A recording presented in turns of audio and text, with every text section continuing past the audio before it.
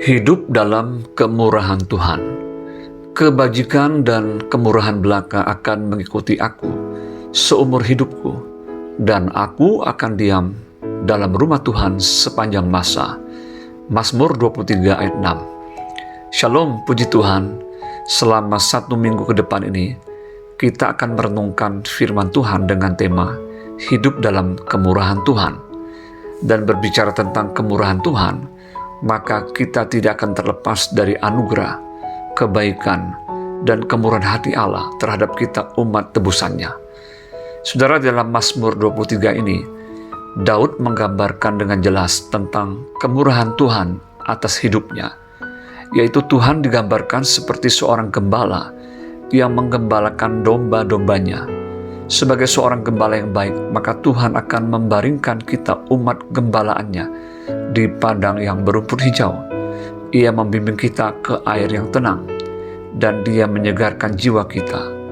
Ia menuntun kita umatnya di jalan yang benar oleh karena namanya. Oleh sebab itu kita tidak perlu takut bahaya, sebab Tuhan beserta kita. Dan Tuhan itu yang menyediakan apa yang kita perlukan dan memberikan pengurapannya atas hidup kita umatnya. Sehingga dengan demikian, kebajikan dan kemurahan Tuhan akan mengikuti kita seumur hidup kita, dan kita akan berdiam di dalam rumah Tuhan sepanjang masa. Sungguh indah bukan hidup dalam kemurahan Tuhan?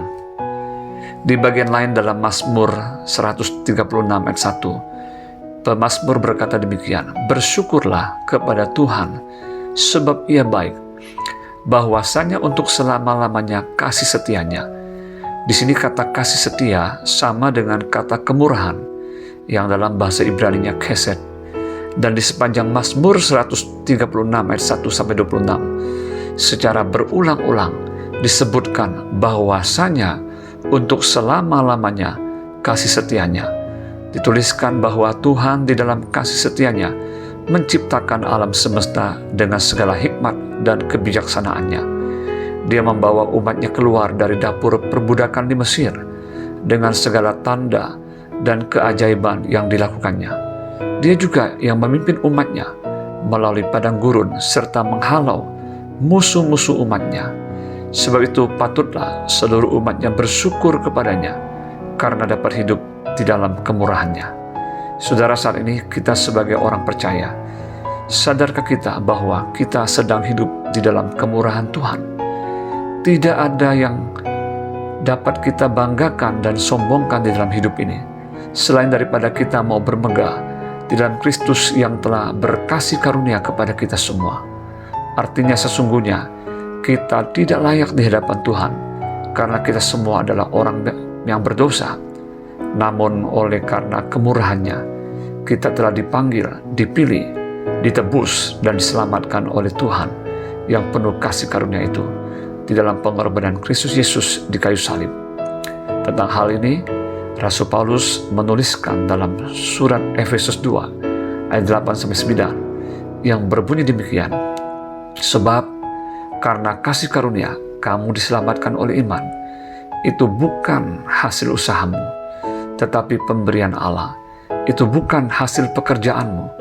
Jangan ada orang yang memegahkan diri." Dan di dalam Galatia 2 ayat 20, Rasul Paulus menuliskan demikian, "Namun aku hidup, tetapi bukan lagi aku sendiri yang hidup, melainkan Kristus yang hidup di dalam aku.